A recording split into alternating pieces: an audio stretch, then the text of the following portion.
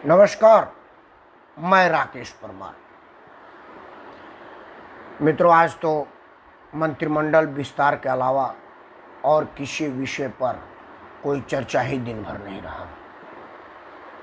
बड़े मजे की बात है कि समाचारों में आज कुछ नहीं था। सवेरे से मैं भी 2-3 छोटे मोटे चैनलों पर बुलाया गया था। चर्चा यही मंत्रिमंडल विस्तार, कौन मंत्री बनेगा, कैसे बनेगा, क्या बनेगा। तो मैंने सोचा कि वैसे तो मैं 2-3 चैनलों पर आज मंत्रिमंडल विस्तार पर बोल चुका हूँ, लेकिन उसमें वैधता होती है। उसमें एंकर आपसे पूछता है और वही आपको जवाब देना पड़ता है। जवाब देने की आपकी स्वतंत्रता है, लेकिन जैसे ही लगता है कि कोई चैनल के विरुद्ध होता है तो कहते हैं कि 1 मिनट परमार जी, आपको रोकता हूँ, जरा फलाने वाले को बात ले लेते हैं। मतलब आप खुल के नहीं बोल पाते हैं। अच्छा है कि अब आपके पास यूट्यूब, फेसबुक और सोशल मीडिया है, जिसमें आप अपने मन मर्जी से अपनी बातें कह सकते हैं, जो फैक्ट है, जो सत्य है और जिस पर आपको बंदिश नहीं है। हालांकि बंदिश नहीं का मतलब ये नहीं है कि आप अनियंत्रित होकर के कुछ भी कहिए, नहीं, शालीनता के अंदर और सच्चाई के आसपास बोलिए, तभी आपके बात की वैल्यू होगी। और कल लोग दिन भर लगा करके आपके चैनल को देखेंगे, आपको आशीर्वाद देंगे और आपको दुआएं देंगे। मित्रों, भारत के संविधान में एक चीज बड़ा स्पष्ट तौर पर घोष किया गया है कि मंत्रिमंडल विस्तार प्रधानमंत्री का विशेषाधिकार है। वो जिसे चाहे मंत्री बना सकते हैं, जिसे चाहे अपने मंत्रिमंडल से हटा सकते हैं। कहने के लिए वो बेशक ये कहेंगे कि हमने परफॉर्मेंस को ध्यान में लिया है, हमने ये को ध्यान में रखा, वो अलग बात है। हो सकता है मैं आपसे बात कर रहा हूँ और अभी प्रधानमंत्री कार्यालय से मेरे मोबाइल पर फ़ोन आ रहा हो कि राकेश परमार, आइए आपको मंत्रिमंडल में रखते हैं। मैं बोलूँगा सर हमने ऐसा क्या किया, तो माननीय प्रधानमंत्री कार्यालय से आगे कि जो अब तक हैं उन्होंने क्या किया भाई, कि आप कोई अनफिट आदमी हैं। जो अभी के मंत्रिमंडल में उन्होंने कौन से झंडे गाड़ दिए कि आप नहीं गाड़ पाएंगे। मैं बोला जी मैं तो सांसद वगैरह कुछ हूँ नहीं। बोला अभी जो उत्तराखंड के मुख्यमंत्री चलता किए गए हैं वो कौन से विधायक थे, बना दिया गया ना, बिना सोचे समझे कि भाई कहीं विधानसभा में सीट खाली नहीं है, कानूनी वैधता है, साल भर से कम का टेन्योर है, तो चुनाव आयोग चुनाव करवाएगा नहीं, तो ये बिना विधायक हुए 6 महीने से ज़्यादा टिकेंगे नहीं, तो बना ही दिया गया ना। क्योंकि हमारे देश में अकाउंटेबिलिटी नाम की चीज़ रही नहीं गई है राजनीतिक अफसर और नौकरशाहों पर।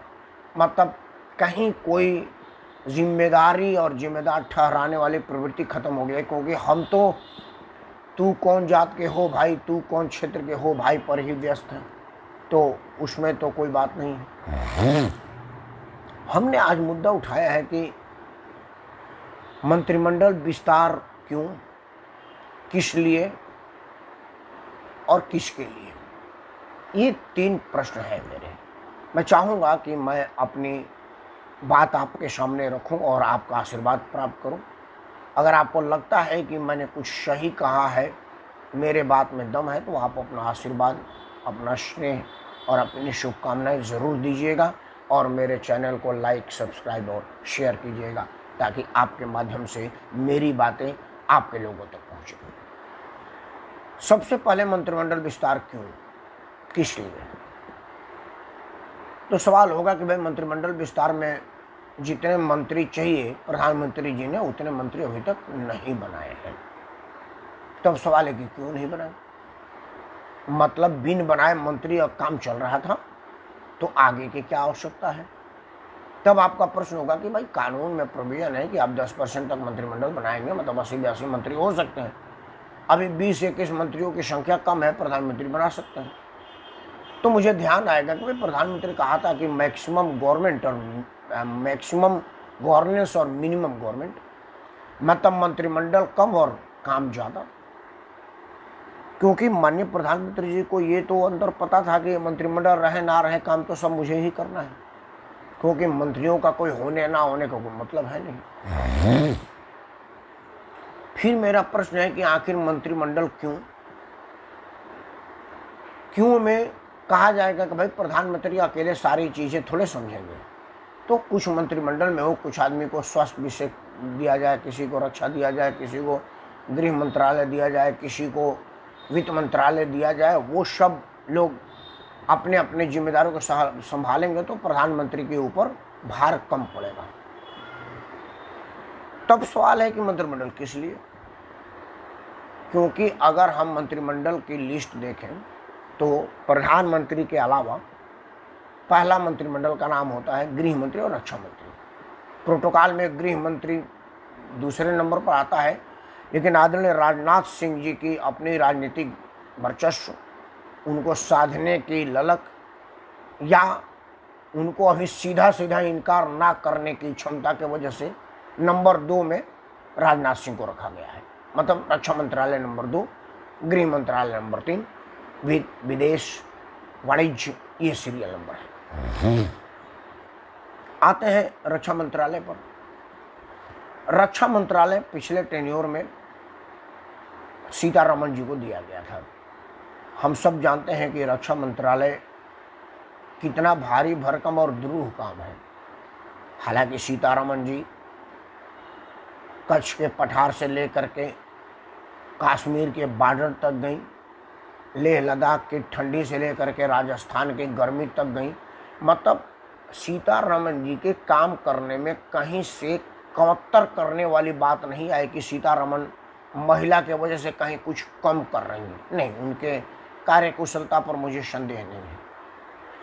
लेकिन मेरा प्रश्न बनता है कि अगर आपके मंत्रिमंडल में जनरल वीके सिंह जैसा सेना नायक है, दुनिया की चौथी सबसे बड़ी सेना का कमांडर इन चीफ, मतलब सर्वे सर्वा सेनाध्यक्ष है, रक्षा के मामलों में आपके पूरे मंत्रिमंडल के किताबी ज्ञान से लेकर के प्रैक्टिकल ज्ञान को अगर एक में मिला दिया जाए तो वो सब जनरल वीके सिंह के आजू बाजू नहीं, सोच में मतलब हजारों किलोमीटर दूर दूर तक भी नजर नहीं आएंगे।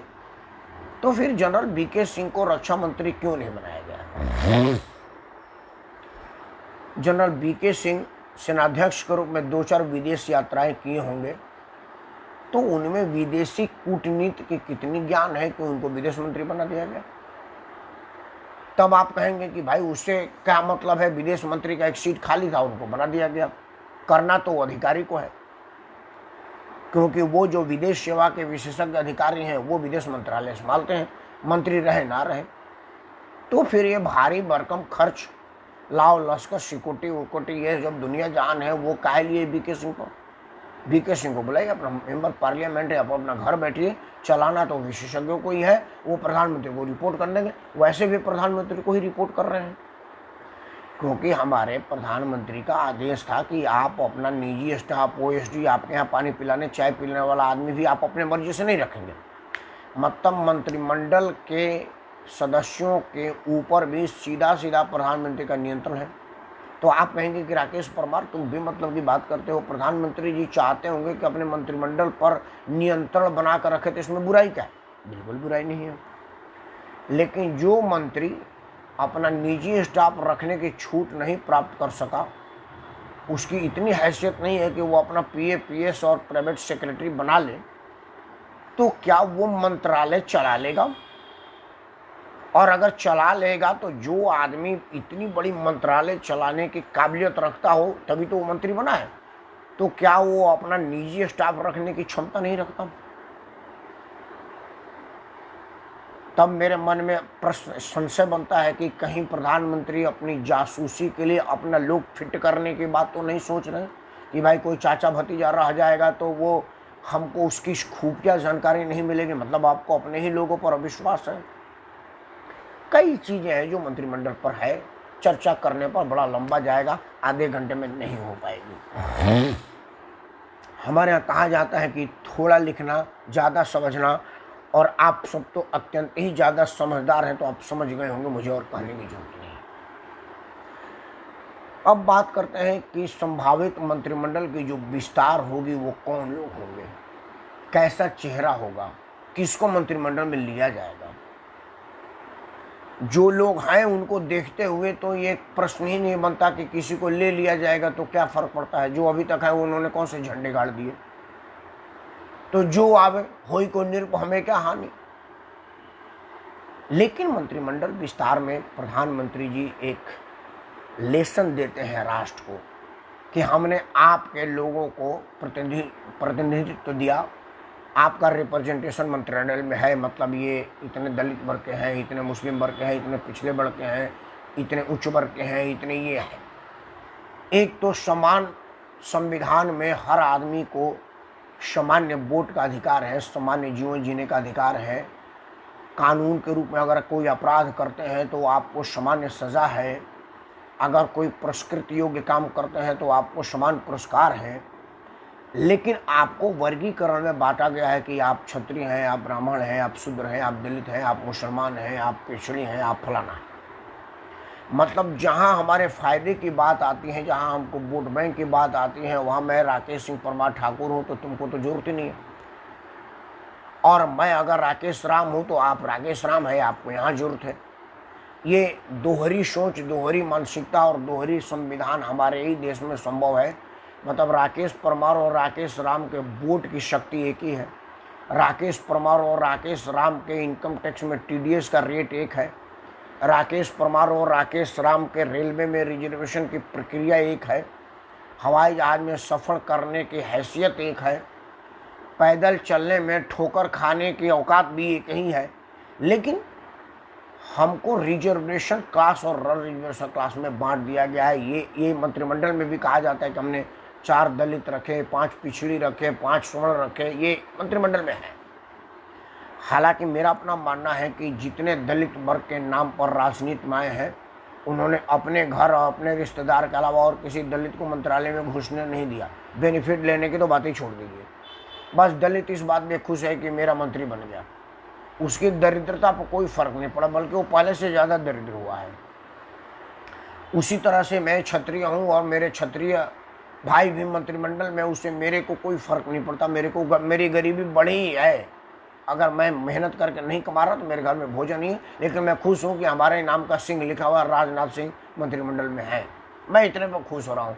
राजनाथ सिंह सामने मिलेंगे तो मेरे को पहचानेंगे नहीं, मेरे को जानेंगे नहीं, रास्ते में गाड़ी रोक करके चिलचिलाती धूप में मेरे को बैठाएंगे नहीं कि राकेश ये सिंह है मेरा भाई, यहाँ तो गाड़ी में बैठ भाई राकेश, नहीं करेंगे, मुझे मालूम है, क्योंकि मेरे को जानते भी नहीं है। लेकिन मैं खुश हूं कि वो सिंह है और मैं भी सिंह हूं। मित्रों, नरेंद्र मोदी के मंत्रिमंडल विस्तार और मंत्रिमंडल में लोगों की नियुक्ति और सहभागिता को ध्यान में रखते हुए तो मुझे लग रहा है कि मंत्रिमंडल विस्तार नहीं, कोटे का समावेश होगा, वोट बैंक का ध्यान रखा जाएगा और चुनावी प्रदेश का ख्याल होगा।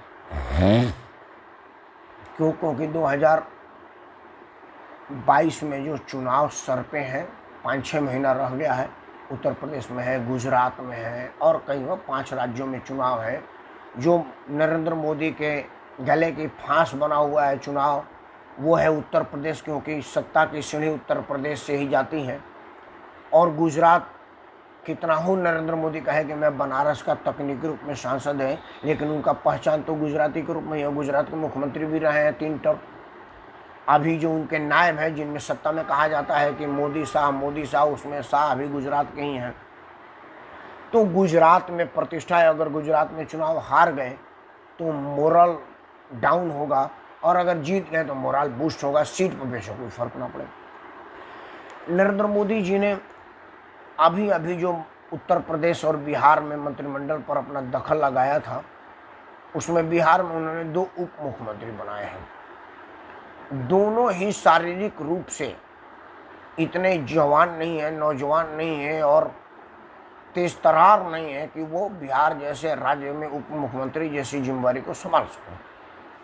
बयान को तो छोड़ दीजिए, जिस दिन से ज्वाइन किया उसी दिन से बकवासबाजी चालू है उनका। लेकिन चूंकि वो वोट बैंक में वो वोट के हिसाब से फिट बैठते हैं, इसलिए उनको उप मुख्यमंत्री बना दिया गया। अब मैं बोलूँगा तो लोग कहेंगे कि राकेश परमार पिछड़ी विरोधी है, इसीलिए रेणु देवी को मंत्रिमंडल में इसको दर्द हो रहा है। नहीं, बिहार में मेरे यार हैं, रिश्तेदार हैं, हमारे कई वफादार हैं। बिहार जैसी महान परंपरा, जहाँ गौतम बुद्ध को ज्ञान मिला, जहाँ मतलब पाटलिपुत्रा जैसा विश्वविद्यालय है, जहाँ चंपारण में गांधी जी ने सत्याग्रह शुरू किया था, जहाँ की खनिज पदार्थ और गंगा जमुना का मिलन है, उसमें उप मुख्यमंत्री जैसे पोस्ट पर एक ऐसे आदमी को लगाया जाए जिसको अंगूठा लगाने के लिए बताना पड़ता है कि आपको दाहिने लगे बाएं लगाना है, तो वो उस राज्य का तौहीन है। हालांकि मोदी जी ने तो उप मुख्यमंत्री भेजा है, लालू प्रसाद जी ने तो खैर मुख्यमंत्री अंगूठा टेप लगा दिया था। तो ये तौहीन है उन प्रदेशों का जहाँ मैक्सिमम IAS IPS हर साल निकलते हैं, वहाँ का मुख्यमंत्री उप मुख्यमंत्री अंगूठा टेप। जहाँ खींच खाच के मैट्रिक पास मंत्री हैं और 7वीं में 7 बार फेल मुख्यमंत्री का दावेदारी कर रहा है, उप मुख्यमंत्री था ही। तो मैं इन्हीं कोटाओं पर बात करता हूँ कि इन लोगों को कोटा में फिक्स कर लेने से क्या फ़र्क पड़ता है, काम तो उन्हें वो से भी नहीं करना है। अभी बात करते हैं, हमारे देश में इतनी विपदा आई, कोरोना महामारी आया, इनमें रख रखाव और इनके मैनेजमेंट में जो दुर्गति हमको झेलनी पड़ी, उनमें स्वास्थ्य मंत्रालय की जिम्मेवारी एक डॉक्टर के पास था। तो उसने कौन से अपने चिकित्सीय ज्ञान से कुछ क्रांतिकारी कदम उठाया, ये राष्ट्र जानना चाहेगा, मोदी जी से पूछना चाहेगा कि आपने तो स्वास्थ्य मंत्री को ही डॉक्टर को ही स्वास्थ्य मंत्री बना दिया, स्वास्थ्य में कौन सा ऐसा झंडा गाड़ दिया और जो स्वास्थ्य मंत्री नहीं होता वो करता। मित्रों, मेरा अपना मानना है कि मंत्रिमंडल विस्तार में तकनीकी रूप से दक्ष लोगों का समावेश होना चाहिए। जैसे ई श्रीधरन साहब इंजीनियर नहीं थे, लेकिन उनकी दक्षता थी, उनकी लगन थी कि कोंकण रेल परियोजना जैसा दुरूह कार्य को उन्होंने निपटा दिया। दिल्ली में मेट्रो का जाल बिछा दिया, और मज़े की बात यह है कि वो दिल्ली जहाँ पर 4 बूंद पानी पड़ जाती है तो ट्रैफिक जाम हो जाता है, पूरी दिल्ली का दिल छलनी कर दिया और एक दिन ट्रैफिक डिस्टर्ब नहीं हुआ। पता चला कि यहाँ पर एक गाड़ी खराब हो जाती है तो किलोमीटर तक लाइन लग जाता है, और आप सोचिए कि पूरे दिल्ली का दिल छलनी कर दिया। कहीं ओवरहेड मेट्रो लगा तो कहीं अंडरग्राउंड मेट्रो लगा, लेकिन रास्ता डिस्टर्ब कहीं नहीं हुआ, कभी नहीं हुआ, स्मूथ दिल्ली चलती रही। ये दक्षता की बात है। ऐसे अपने काम में निपुण लोगों को अगर मंत्रिमंडल में स्थान दिया जाएगा, जैसे आपको एक एग्जाम्पल बता देता हूँ, हम लोग जब से थोड़ी बहुत राजनीतिक समझ डेवलप हुई या समझने की शक्ति आई, विश्वनाथ प्रताप सिंह, हालांकि राजनीतिक रूप से वो नौटंकीय थे, लेकिन उन्होंने क्या किया था कि रेल मंत्रालय एक ऐसे आदमी को दिया था जिन्होंने पूरे रेल को रोक दिया था। बोला भाई अब लो, आप अपना संभालो रेल मंत्रालय को। उन्होंने साइंटिस्ट को साइंस मंत्रालय दिया था। उसी तरह से नरसिम्हा राव साहब जब प्रधानमंत्री को में संभाले तो विदेश व्यापार और वित्तीय स्थिति पर हमारी स्थिति बिल्कुल दयनीय होती, बद से बदतर हो गई थी। उन्होंने एक अर्थशास्त्री डॉक्टर मनमोहन सिंह को बुलाया और बोला, मनमोहन सिंह जी वित्त मंत्रालय संभालिए और हमारे आर्थिक स्थिति मजबूत हो, इसके लिए जो कदम आपको उठाना पड़े आप उठाइए, हम आपके साथ हैं। मनमोहन सिंह के कुछ हार्ड लाइन एक्शन, जिसको राजनीतिक रूप से करेक्ट नहीं कहा जा सकता और राजनीतिक रूप से करेक्ट वाला आदमी उसको टॉलरेट नहीं कर सकता, लेकिन मनमोहन सिंह को खुली छूट दी नरसिम्हा राव साहब ने कि आप वित्त विभाग को मजबूत कीजिए। आज दुनिया में रिसेशन आई, दुनिया में इतनी मंदी आई, लेकिन हम पर कोई फर्क नहीं पड़ा, क्योंकि हमारा वित्त विभाग एक अर्थशास्त्री के जिम्मे था और उसने अपने अपार अर्थशास्त्र के अनुभव से हमारे अर्थशास्त्र को संभाला, हमारे आर्थिक मोर्चे को हमको मजबूती प्रदान की। उसी तरह से अगर कोई विशेषज्ञ, देखिए दुनिया में जितनी रेवोल्यूशन आई है ना, वो सब कोई बहुत बड़ा नेम फेम नहीं है, उन्होंने अपने काम के प्रति समर्पण था। और सबसे बड़ी बात है कि उस काम की कोई तकनीकी दक्षता या कोई तकनीकी शिक्षा उनके पास नहीं था। अमूल दूध की व्हाइट रेवोल्यूशन दुनिया में मनाने वाले सज्जन का कोई दूध के व्यवसाय और दूध के तकनीक पर कोई दक्षता नहीं थी, लेकिन उन्होंने अपनी लगन, अपनी ईमानदारी और अपनी मेहनत से दुग्ध उत्पादक और दूध के व्यवसाय में दुनिया में एक ट्रिमेंडस काम किया। अब ऐसा काम किया कि आज हर जगह दुग्ध क्रांति है पूरे देश में। वो गुजरात से चल करके पूरा देश तक उनकी क्रांति की लहर आई और सब के सब लोग उससे मंत्रमुग्ध हुए और उसको माँ ने अप्रिशिएट किया। इसी तरह से ई श्रीधरन साहब को कोई इंजीनियरिंग की ज्ञान नहीं थी, लेकिन उन्होंने जो इंजीनियरिंग के क्षेत्र में काम किया अपने लगन से, वो कोई मंत्रिमंडल विस्तार और मंत्री नहीं कर सका।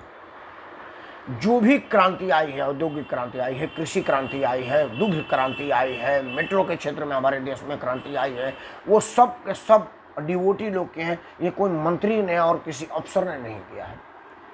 मैं चाहूँगा कि माननीय प्रधानमंत्री जी बड़े दिल के आदमी हैं, वोट बैंक को बहुत ध्यान में रख करके नहीं काम करते, राष्ट्र हित की काम करते हैं। मंत्रिमंडल विस्तार कल सुबह शाम या किसी टाइम होगा, कल नहीं होगा तो परसों होगा। प्राप्त सूचना के अनुसार शायद कल ही होने वाला है। तो अगर कल मंत्रिमंडल विस्तार होगा तो मैं समाचार चैनल की तरफ से नाम नहीं चलाऊंगा कि सिंधिया जी ज्वाइन कर रहे हैं, सुशील मोदी ज्वाइन कर रहे हैं, क्योंकि मेरे लिए ज्योतिरादित्य सिंधिया, सुशील मोदी, नीरज शेखर, भरत पांडे ये कोई महत्वपूर्ण, ये कोई चीज़ ही नहीं है, इनकी कोई हैसियत ही नहीं है, इन पर कोई चर्चा नहीं है, क्योंकि ये मंत्रिमंडल में रहे या ना रहे मंत्रिमंडल को कोई फर्क नहीं पड़ने वाला। हाँ, उनको फर्क पड़ जाएगा कि उनकी रुतबा बढ़ जाएगी कि कल सिर्फ एमपी से आप मंत्री हो गए हैं, लेकिन हमको कोई फर्क नहीं पड़ता। हमारे कार्य प्रणाली पर, हमारे जीवन शैली पर कोई फर्क नहीं पड़ेगा। हाँ, जीवन शैली पर फर्क पड़ेगा अगर हमारा रेल मंत्रालय कोई रेल का विशेषज्ञ संभालेगा, तो उसको पता चलेगा कि भाई ये जो बूरे के में भूसे की तरह से भर करके पैसेंजर जा रहे हैं, इनका विकल्प क्या है। रास्ते में चलते चलते एसी बोगी में एसी बंद हो जाता है, इसका विकल्प क्या है। कुछ लाइनों पर गाड़ी खाली दौड़ रही है, कोई पैसेंजर नहीं है, और किसी लाइनों पर एक चढ़े हुए आदमी ऐसे जा रहे हैं जैसे मवेशी भर करके किसी ट्रक और टेम्पो में जाता है, उस तरह से जा रहा है। उसका विकल्प क्या है। क्योंकि नेताजी को तो अपना नेतागिरी करना, मान लो उत्तर प्रदेश का रेल मंत्री बनेगा तो यूपी में 2-4 नई ट्रेन दे देगा। वो ये नहीं सोचेगा कि रेल पटरी नहीं है। आप देख रहे होंगे कि अनाप शनाप रेल की घोषणा और रेल पटरियों का नहीं बढ़ने से नई दिल्ली स्टेशन के आउटों पर आधा घंटा 2-2 घंटा गाड़ियाँ खड़ी रहती हैं। क्यों? क्योंकि नई दिल्ली स्टेशन पर प्लेटफार्म ही नहीं है कि गाड़ी आकर के लगे और सवारी उतरे।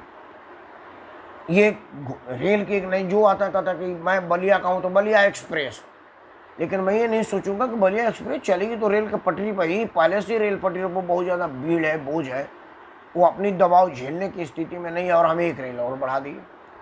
अब उसमें सवारी हो ना हो, मैंने अपना राजनीति करना, एक रेल बढ़ गया। फिर अगर कोई पश्चिम बंगाल का होगा तो पश्चिम बंगाल में रेल लाइन की भरमार कर देगा, वो उसको यूपी बिहार से कोई मतलब नहीं है। कोई साउथ इंडियन होगा तो उसको पता नहीं चलेगा कि छठ जैसे आदरणीय त्यौहार में कोई एक्स्ट्रा रेल चलाने की जरूरत है। मेरा कहने का मतलब है कि रेल मंत्रालय कुछ ऐसे लोगों को हो जिन्हें रेल की दक्षता मालूम हो, रेल की तकनीकी मालूम हो, और क्या चीज़ हो सकता है तो क्या फर्क पड़ेगा इसकी ज्ञान हो, वो रेल मंत्री बने। रक्षा मंत्री वो आदमी बने जिसे रक्षा के क्षेत्र में ज्ञान हो। रक्षा मंत्रालय जो अफसर चलाते हैं उन्होंने बंदूक का बॉ नहीं देखा है, लेकिन फाइल पर वही साइन करेंगे कि बंदूक के लिए कागा कारतूस कहाँ से आएगा और कितना आएगा। उनको यही पता नहीं है कि एक बार में 50 राउंड फायर होती है तो पाइप फट जाता है या 5 राउंड में फट जाता है। उन्होंने कहा कि 50 राउंड फायर मांगा, पता चला 5 राउंड में पाइप फट गई। फिर उन्होंने कहा फट गई, हाँ कैसे फट गई, उनको पता नहीं है, क्योंकि उन्होंने कभी पाइप गर्म पकड़ा नहीं है ना, जब 2 फायर होने के बाद पाइप गर्म हो जाती है, क्योंकि उन्होंने कभी देखा नहीं। वो तो किताबी कीड़े है और पढ़ के IAS हो गए और कोटे में बढ़ते बढ़ते बढ़ते बढ़ते आके सेक्रेटरी हो गए। माननीय प्रधानमंत्री जी अगर राष्ट्र हित में चाहते हैं तो कल उनके पास मौका है कि मंत्रिमंडल में तकनीकी दक्षता वाले लोगों को हासिल करें, कोटे वाले लोगों को ना करें, क्योंकि कोटा से देश नहीं चलता, कोटा से राजनीति चलती है। और माननीय मोदी जी, ये देश रहेगा तभी आपकी राजनीति रहेगी। तो आप अपने राजनीतिक लालच को छोड़ करके देश को चलाइए, क्योंकि देश रहेगा तब आप रहेंगे। अगर देश खंड खंड विखंड हो जाएगा तो फिर आप भी नहीं रहेंगे। दूसरा, अगर सारे मंत्रियों के नकारेपन से देश की जनता दुखी हो गई तो ये भी जिम्मेदारी आप ही के पास आएगा। 2024 आपके लिए मुश्किल हो जाएगा। मंत्रिमंडल विस्तार करिए, ये आपका प्रोरोगेटिव है, आपका कानूनी अधिकार है। किसको मंत्रिमंडल में लेंगे ये भी कानूनी अधिकार है, लेकिन क्यों लेंगे और किसके लिए लेंगे ये कम से कम आपको राष्ट्र हित में बता करके और समझा करके लेना पड़ेगा। मंत्रिमंडल विस्तार में जो भी लोग कल होंगे उन सबके उज्जवल भविष्य और राष्ट्र के प्रति समर्पण की मैं शुभकामनाएं देता हूं। अपने तरफ से परमपिता परमेश्वर से प्रार्थना करता हूँ कि हे प्रभु, जो भी मंत्री बने वो हमारे नियंत्रण में नहीं हो तो मोदी जी के नियंत्रण में है, लेकिन उसमें राष्ट्रभक्ति और अपने मंत्रालय में काम करने की शक्ति जरूर दें, तभी जाकर के हमारा राष्ट्र आगे बढ़ेगा और उस मंत्रिमंडल के मंत्री होने का कोई फायदा होगा। नहीं तो कुछ नंबर और बढ़ जाएंगे, कुछ लोगों की सुविधाएं और बढ़ जाएंगी और हमारा टैक्स का पैसा और खर्चा होगा। ऐसा ना हो, इस वजह से मोदी जी को ईश्वर सद्बुद्धि दें और मंत्रिमंडल में काबिल लोगों को रखें और वो जो बेमतलब के बोझ पड़ गए हैं उन्हें हटाएं। सिर्फ एक थावरचंद गहलोत को गवर्नर बनाने से नहीं होगा। गवर्नर बनाने का लाइन में तो आपके मंत्रिमंडल में बहुत सारे लोग हैं, उनको गवर्नर बनाइए या घर बैठाइए, लेकिन देश पर से बोझ हटाइए। इन्हीं शब्दों के साथ मैं राकेश परमार आपको सादर प्रणाम करता हूँ। जय हिंद, वंदे मातरम।